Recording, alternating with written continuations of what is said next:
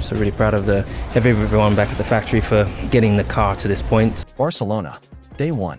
The SF-26 rolls out of the Ferrari garage, and the paddock goes silent.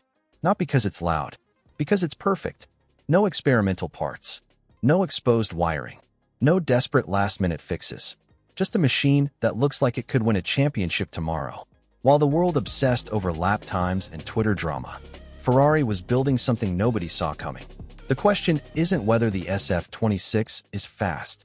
The question is, has Ferrari already won 2026 before the season even starts? For years, Ferrari has been the team that almost made it. Almost beat Red Bull in 2022. Almost perfected the ground effect concept.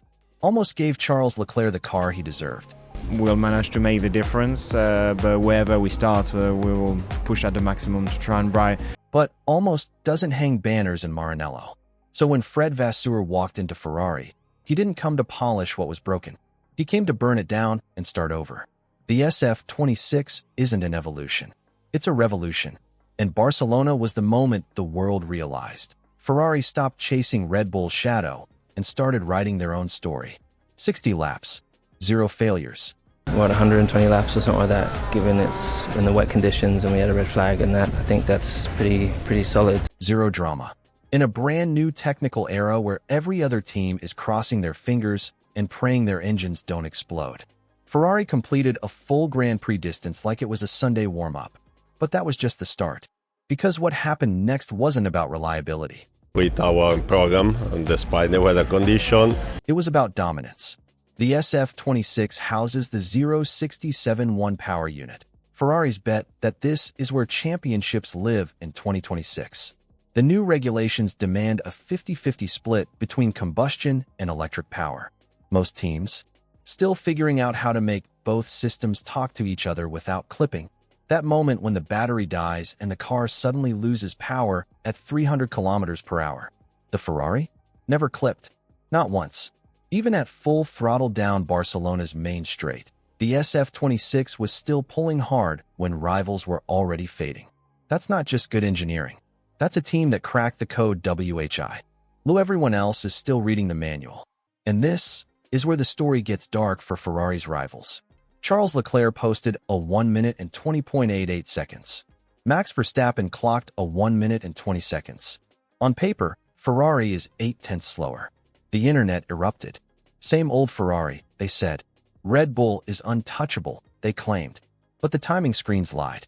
Because while Red Bull was running in qualifying trim, light fuel, maximum attack, chasing headlines, Ferrari was doing something smarter. They were running race simulations. Analysis of the SF-26 ride height and floor sparking patterns revealed Ferrari was carrying roughly 70 kilograms of fuel. Red Bull, significantly lighter. Fuel weight costs 300 per lap for every 10 kilograms. Do the math. Suddenly, Ferrari isn't slower. They're faster.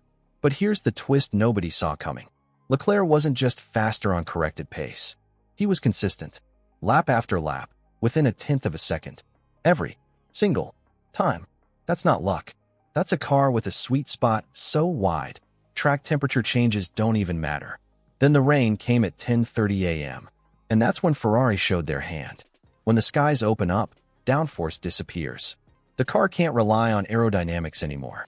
It's all mechanical grip, suspension, differential, driver confidence. Most teams panic in the wet during testing. They back off. They protect the car. Leclerc pushed harder. His lap times dropped from 1:46 in the full wet to 1:30 as the track dried. Perfectly linear progression. No sudden jumps. No snaps. No surprises. That means one thing. The SF-26 has a stable center of pressure. The car doesn't bite. It doesn't punish mistakes. It doesn't demand the driver fight it every corner. It just works. And then came the moment the world was waiting for. Lewis Hamilton. Ferrari red. First real session. He didn't chase lap times. He spent his entire afternoon calibrating the steering wheel, rotary positions, energy recovery paddles, brake-by-wire feel. Hamilton is notorious for being meticulous about how a car communicates through his hands.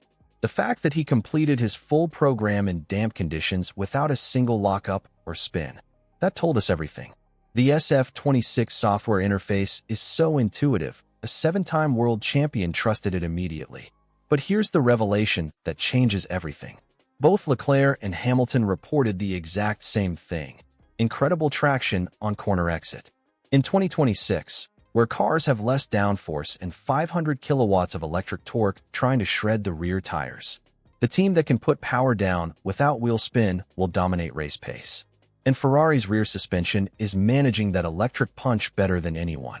Red Bull looked nervous on throttle application. Ferrari? Planted. Stable. Confident. This wasn't just a test session. It was a message.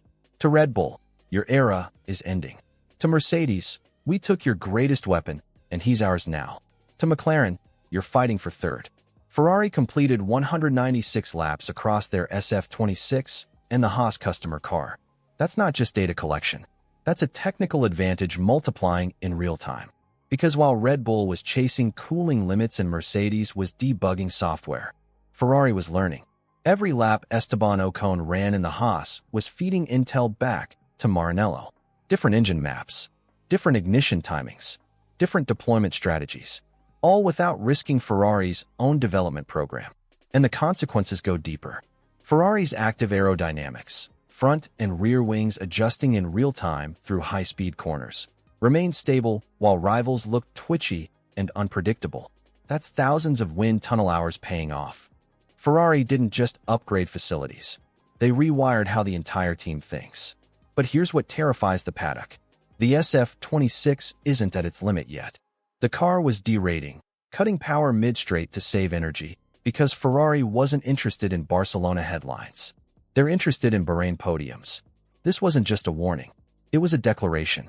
Scenario 1. Ferrari's reliability holds, and Leclerc-Hamilton becomes the most lethal driver pairing on the grid.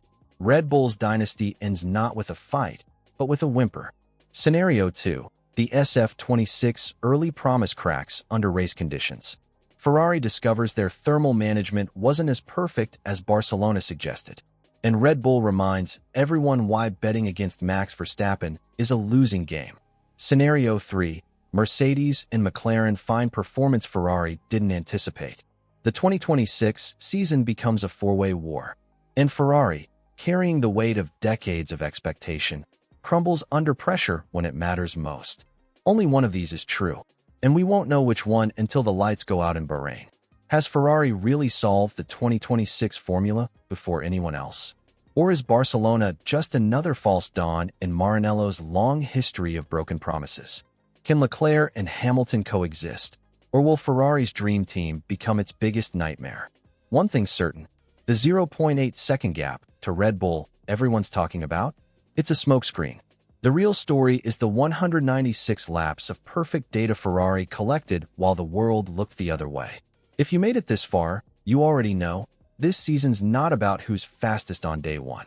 It's about who built the smartest car while everyone else was chasing glory. So tell me, has Ferrari already won 2026? Or is this just the calm before Red Bull reminds us why dynasties don't fall easily?